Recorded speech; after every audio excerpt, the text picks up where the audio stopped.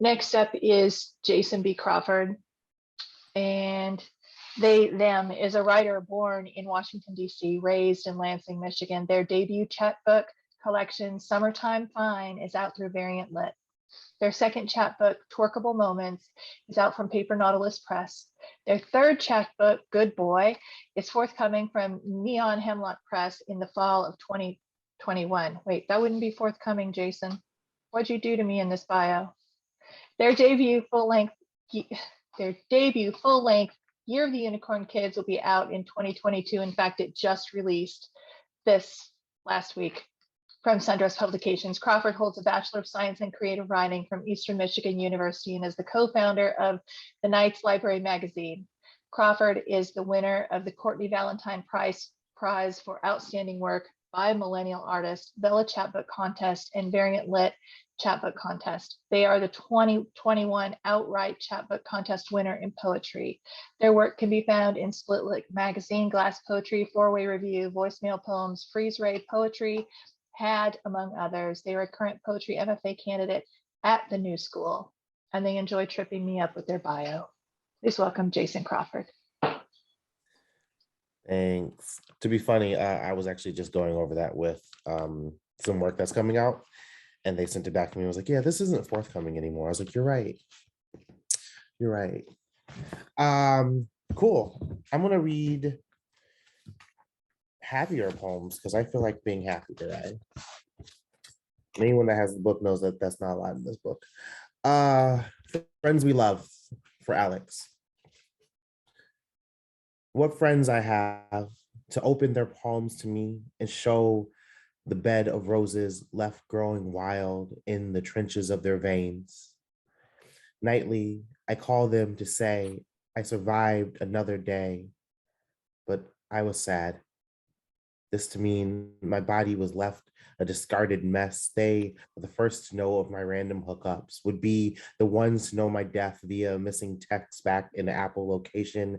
I listened as their words watered me, patched the sap dripping from my quickly drying skin. I know they are the only sunlight I need to bask in, alive, petals full and growing towards them. Let's go to the next page. I had two love poems next to each other. Go figure. On nights I'm in New York, which is all the time now, and my love decides to stay home. I'm sure my love is somewhere bellowing. There is a hearty tune that sits in his gut. If you listen right enough, you will hear it. A thin whistle passing through buildings from 5 states away. A song so pungent, it rots through the core of all of his bones. And still, I await to lap it up like a dog trained to drool at the clean smashing of a bell. It is his love that seeps out of his pores.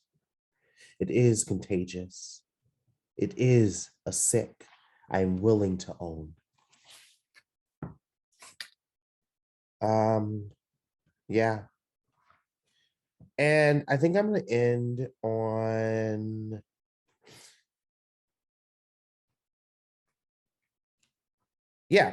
so we're going to end on this poem that is a puzzle or ghazal. And it's kind of funny, kind of not. Let's talk about sex. He looks at me like, raised brow, like it's time for sex. And he is curled smirk signaling you want to have sex with me right now, broad daylight in the middle of this Barnes and Noble history section, like next to the toys. Not sure why this flicks on your sex drive, so I laugh, brush him off my shoulder, grab another book, but he says, come on, baby. That would be like so hot, right? It's just sex.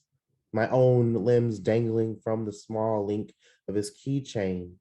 Sure, in this act of conquest, it could be just sex, or it could be my flesh pillaged again by foreign hands raking at my back, and I can feel it in the way in his teeth The sweaty, twisted way the word sex drops off of his tongue.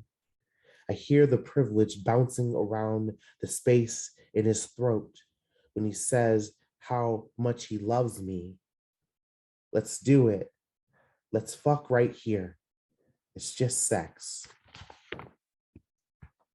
Thank you.